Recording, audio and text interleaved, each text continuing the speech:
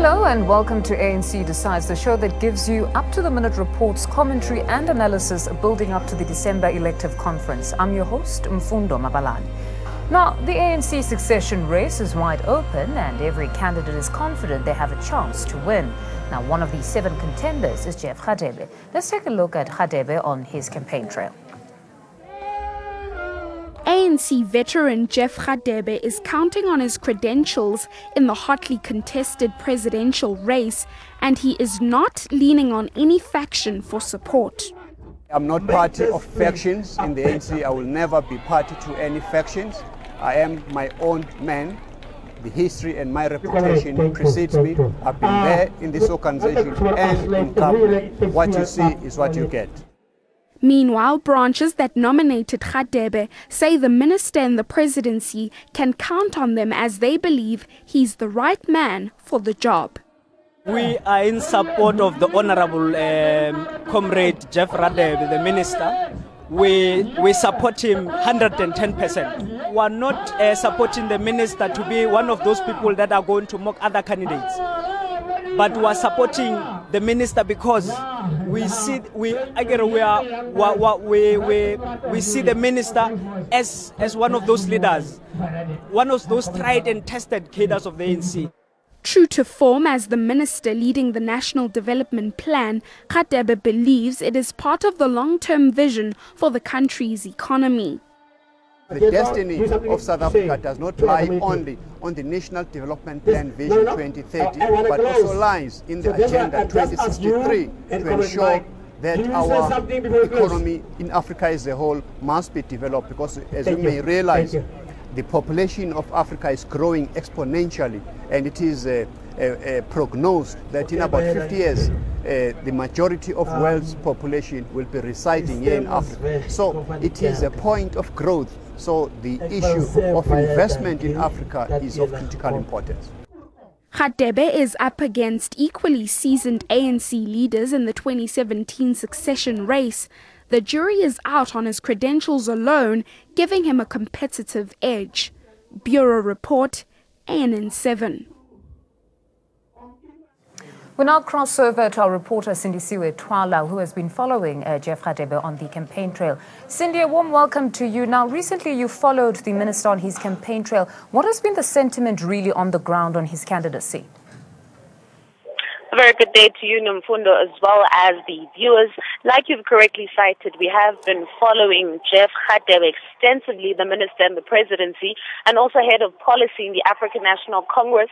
We've been with him over the past weekend at the Northern Cape, at Bongani, Douglas, where over 8 branches had gathered to hear him address that particular group. What we also heard about those branches, that they were going to be having their BGMs later on in that day, where they had made the intention to endorse him come the December elective conference. But what we're also getting a sense from the ground is that earlier on in the year, the Northern Cape provincial team had actually stated who they're going to be endorsing, which is Cyril Ramaphosa, which is rather frustrating for the different branches, because they felt that they were not consulted earlier on. How can the PEC make such a pronouncement before the branches had met?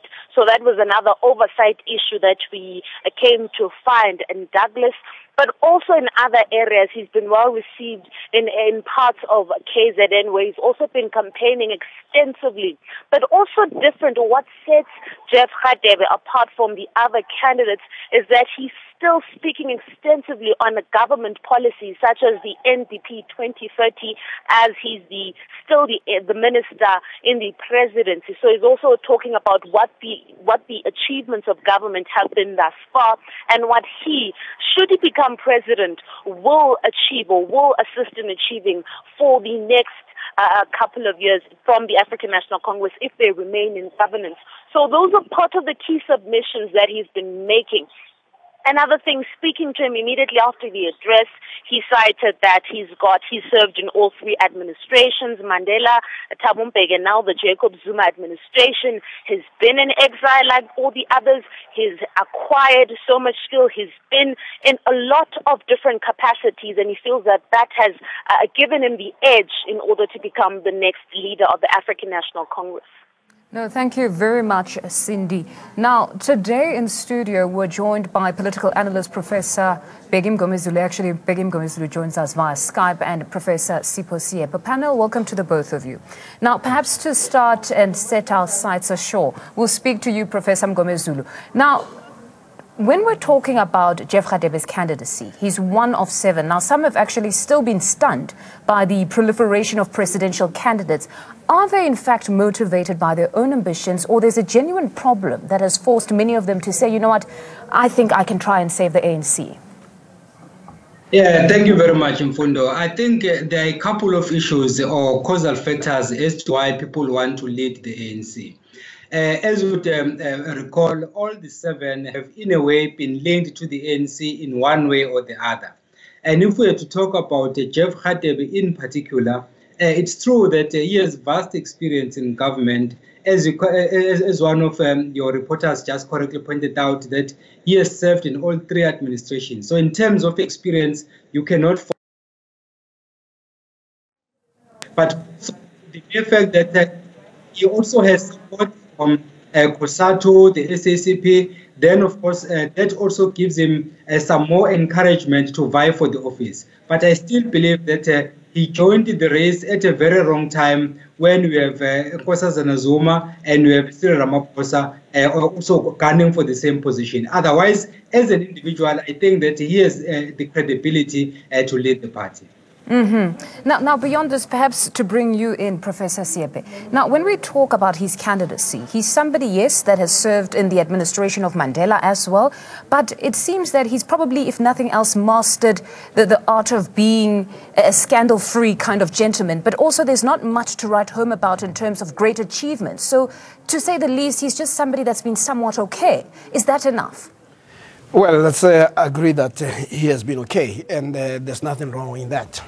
And secondly, he brings all the credentials that the ANC talks about when you're talking about somebody who's tried and tested. You talk about somebody who had been in prison. You talk about somebody who's been in exile. You also talk about somebody who all the presidents have had confidence in him.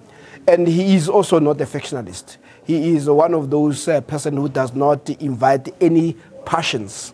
And that is actually where the problem might be. And when I talk about passions, is where the name can evoke a sense of dislike or a sense of liking too much. But when it comes to, he's also knowledgeable. I mean, you have to listen to Jeff talk about the success of this country. There are very few people who are as eloquent as he is. But what he does show is that that's not enough. Because, well, I mean, you must also understand that in the world, it is not those who are knowledgeable who ultimately lead. I mean, if knowledge was the major contributor to one's success, the world would be run by professors. But we know that the world is not run by professors. You need somebody who can galvanize. You need somebody who can mobilize. There's somebody who can excite. And the issue, if you look at some people like take a blade, you put him on a platform. You take somebody like Vavi, so in politics you also need somebody who can excite people's passions, who can make people, this is why people like Donald Trump, despite the absence of a lot of knowledge about anything, because he's able to have the sound bites and play around with those sound bites. But it's not necessarily a good thing if we're going to talk about Donald Trump. It does work. He outsmarted some of the brightest guys in the game. So what you also need, beyond Jeff being the nice guy, knowledgeable and all that, you need to also have somebody who's not too cautious. Politics is also about, yes, there are times when the ones who don't excite are seen as compromised candidates. But in this day and age, we are at the time where the ANC itself can call it a crossroads. People have been talking about the crossroads in the past, but this is more the crossroads. The ANC must decide on those who still want to have an incremental change and those who want to have radical change. What we know is that we have people who want the status quo to remain, and even though they invoke transformation and radical, but when you look at the posture, they are really embedded in the current system. But you have all those who are saying 23 years later, we need something more radical. So Jeff, if he wants to gain traction, and at the moment he has not gained traction, he needs to say, this is my position. And he must also be seen to be believing it. There are times when Jeff speaks where you get a sense that he is connected at an intellectual level, but not really at the emotional level. But he is a knowledgeable person. He's not divisive. He's not factionalist, but he is a good cadre of the ANC. It seems good guys sometimes finish last. Perhaps to bring it to you, Mr. Mgomezulu, now as head of policy in the ANC and his seniority in government, I personally was particularly surprised to hear of his candidacy, because if there's this tradition that we keep speaking about of the deputy now succeeding the president unless there are compelling circumstances, why then would he not support Deputy President Cyril Ramaphosa's candidacy? Why, if he's a policy man of the ANC, would he decide to raise his hand and want to contest if there's such a tradition? Okay, no, thank you very much. That one is one of the burning issues currently in the country. This fallacy that if you are a deputy president and then you are almost guaranteed of taking over when the president leaves office for whatever reason, that doesn't hold. Because if indeed that were to be true, then there will be no need for the deputy president to even canvass for an election, because that will be a done deal even before the president leaves office. So I think that what we see Jeff Radebe doing is basically what needs to happen. You only ascend into the position of power by through an election, not through culture or through any common practice in the party. As a matter of fact, the ANC has never pronounced that if you are the deputy president, you are therefore going to be the next president. It's only that it has so happened that when President Mandela was leading this country, Thabo Mbeki became his deputy, and then after that, he then ascended to the position of being president. But you should recall that the now president of the country, President Zuma, was Mbeki's deputy, and he was ousted from position, but he came back from wilderness to contest for the position, and successfully so. So given that history, therefore, we can say that there is nothing untoward in what Jeff is doing. He has been in government, he has been leading the policy department, and he has worked closely with the president, but that does not necessarily mean that he has to then support a deputy president simply because he's the deputy president. Now, Professor Siepe, you keep saying that he's not a factional man. He's knowledgeable, as you say, but some could view that as being negative, to say, we cannot really tell what he stands for in that respect. If you're going to say he's somewhere in the middle, is this a time for people to be on the fence? Because we'd like to believe a fence is not a comfortable place to sit. Well, you'll be surprised how many useless people who have been in the fence are the ones who ultimately get to the top. I'm not saying Jeff is actually useless. I'm simply talking about the notion of the fence. And for me, that has been the major disappointment, that when you talk about transformation, even at institutions, we have always sought those people who don't have a position. So for us to make any traction in change, you need somebody who's going to take a position, and a position on something. So I think even Jeff has to be taken seriously. He must be seen to be taking a particular position. Mr. Nice Guy is not going to work. And you can even see, even in this country, constituencies have taken a position.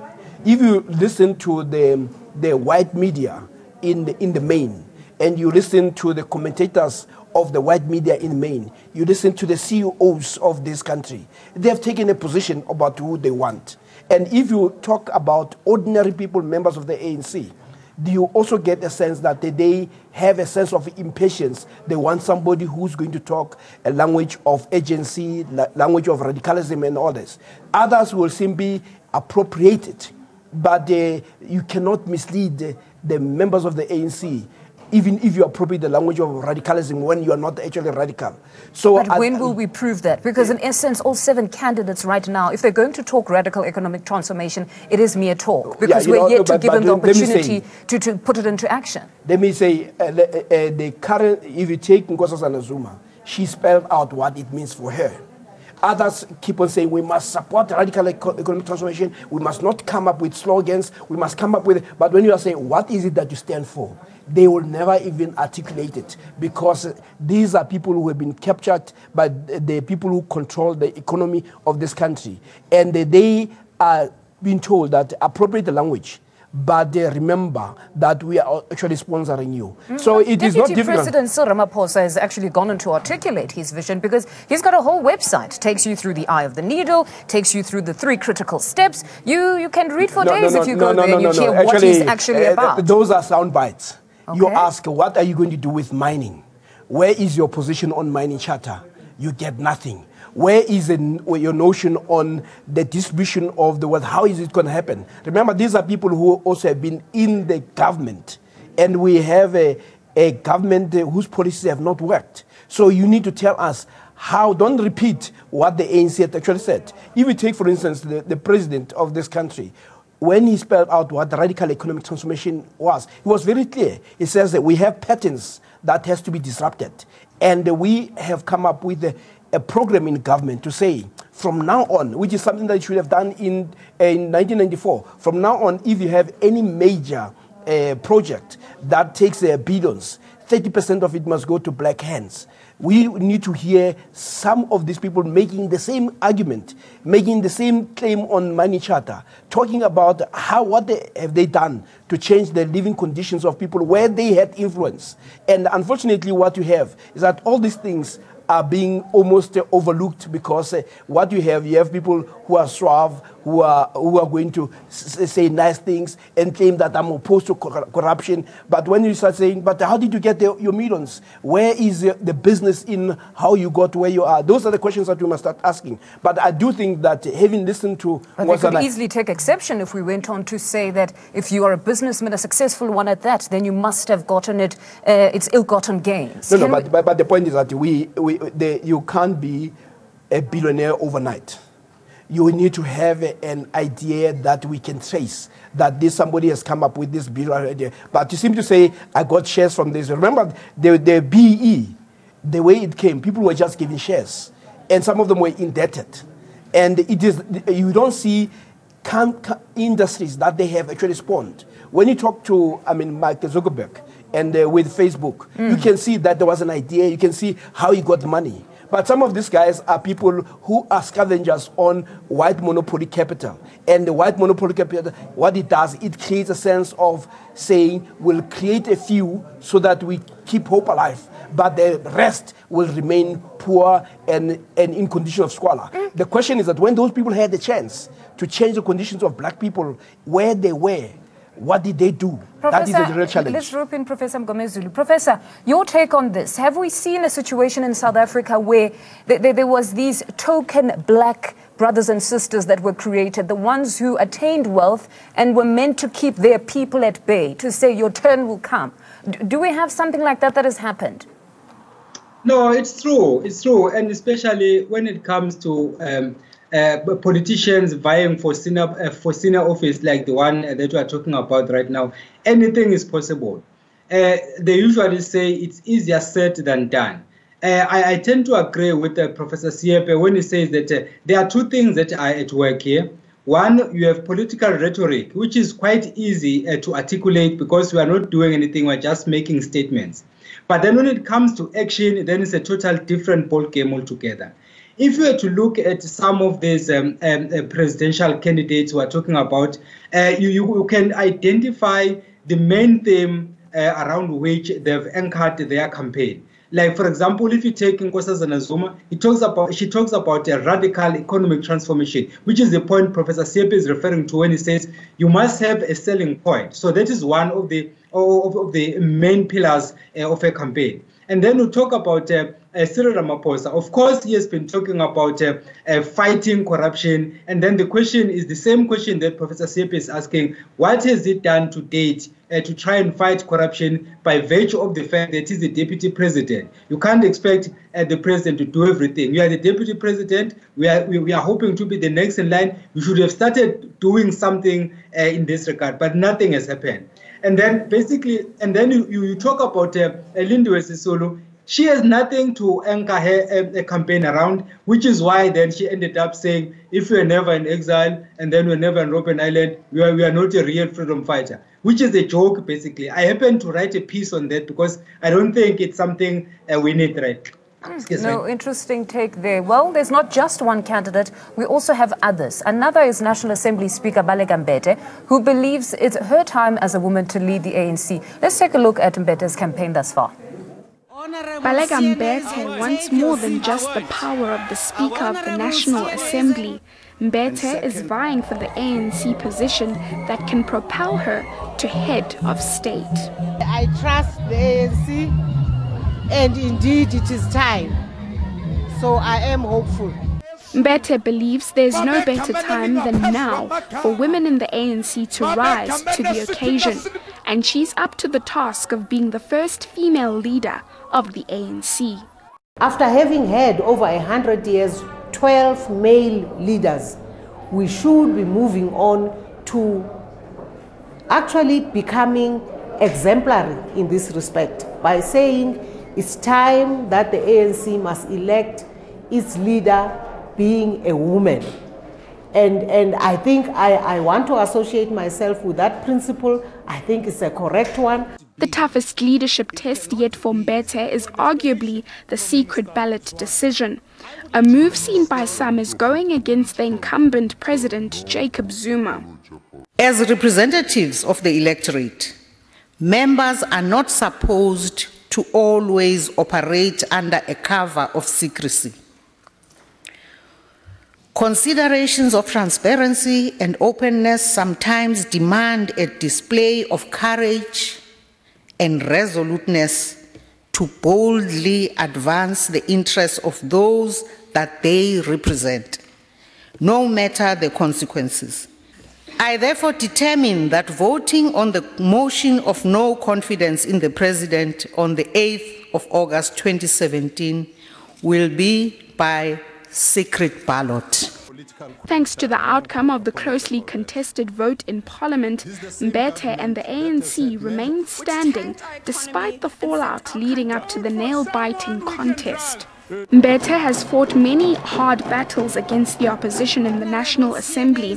The jury is out on how she will fare in the most bruising battle within the ANC. Bureau Report, ANN7.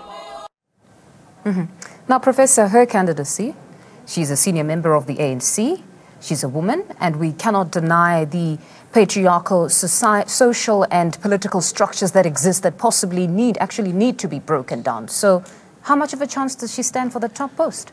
Well, to be honest, her campaign has been lackluster. And she holds a very senior position in the ANC. But like you guys indicated on the issue of the ballot, secret ballot, that matter is going to continue to haunt her. Because the question that if you are a member of the ANC, you ask, if it was any other member of another party who sat there, would they have thrown their party under the bus? Remember, the Parliament is a political space. Was it throwing the party under the bus? Yeah, How so? No, they said they give her support, they want her to make her own decision. If you listen to the judgment on the matter, the Chief Justice was very clear that, first of all, we know that people can be bought, judges can be bought, and politicians can be bought. And in this toxic environment, you must make sure that any decision you make cannot be undermined by that possibility. Two, that our constitutional democracy is that which promotes transparency. And three, the question that needs to address, why do you want to encourage a behavior where your own members might be voting nicodemously? when you talk about leadership, you also talk about courage, which is also something that Mogoeng had said, that courage also requires that people should be able to vote irrespective of the consequences. And there you go. You allow a situation where you know the opposition's position was very clear. The opposition was not going to vote on the basis of their conscience. They are going to vote on the basis of their hatred for the president of the ANC.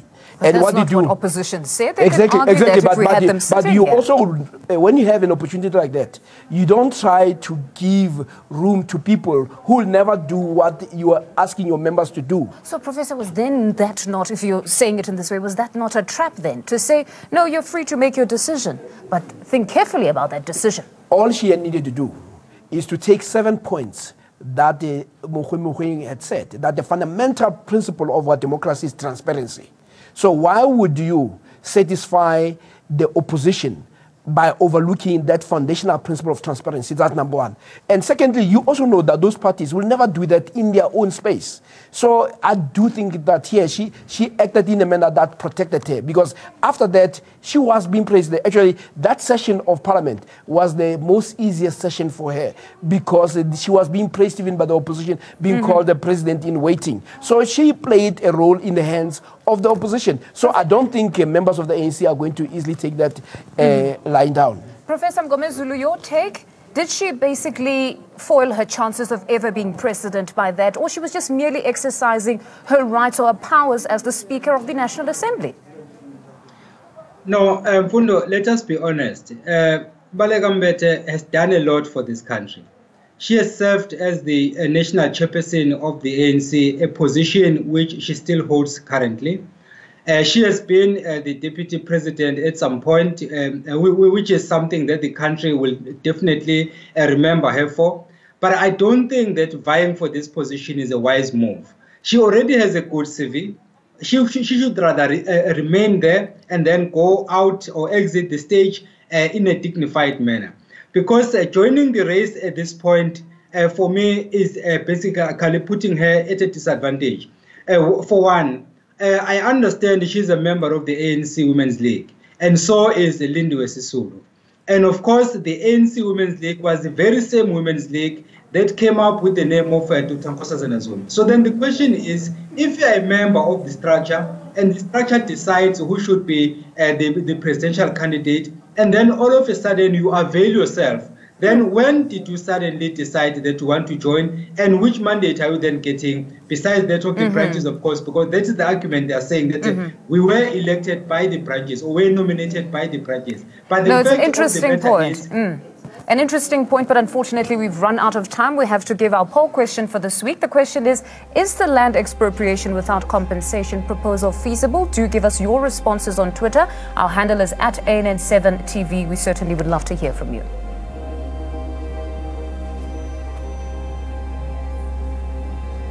And that's where we end today's show. Until next time.